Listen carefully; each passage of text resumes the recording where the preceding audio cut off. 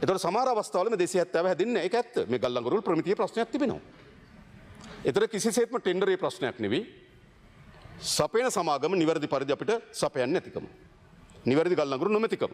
ඒ විතරක්ම තමුන්වහන්සේලාට කියන්න කැමති ගල්ලංගුරු නිවැරදි නැද්ද කියලා බලන්නේ මම හෝ කවුරුවත් කාලා හපලා නෙවෙයි.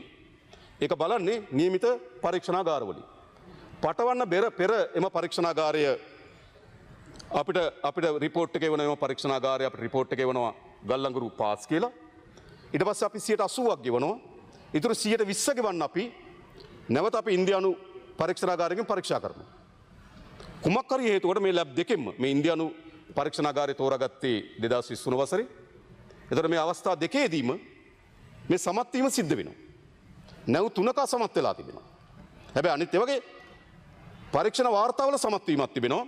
නමුත් හරි පැහැදිලි බලාගාරයේ අපිට විශේෂයෙන්ම බලාගාරයේ පසකින් තිබ්බත් අපේ පද්ධති කළමනාකරණ පැත්තෙන් අපිට කියනවා අවශ්‍ය නිෂ්පාදන ලැබෙන්නේ නැහැ කියලා.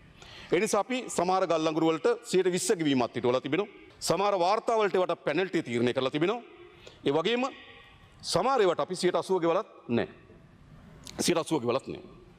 ඒ නිසා ගල්ලංගුරු වලින් ප්‍රමිතියෙන් තොර ප්‍රමිතිය අඩු හේතු කොටගෙන ගල්ලංගුරු වලින් නිෂ්පාදනය කරන විදුලිය අපිට ඩීසල් වලින් නිෂ්පාදනය කරන්න සිද්ධ වෙන අතිරේක වියදම තියෙනවා නම් ඒ අතිරේක වියදම එම සමාගම හරහා අය කරගන්න.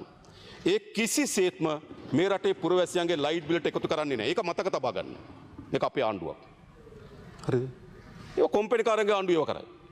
දැනටමත් පෙනල්ටියට අවශ්‍ය වෙන ඒ පළවෙනි පාරේ පෙනල්ටි බැලුවොත් ඔවුන් අපිට ආවරම්භක නැවතුනේ ඩොලර් 98ට පෙනල්ටි එක ගහපුවම උන්ගේ ටෝන් එක ඩොලර් 64ට අඩු වෙනවා.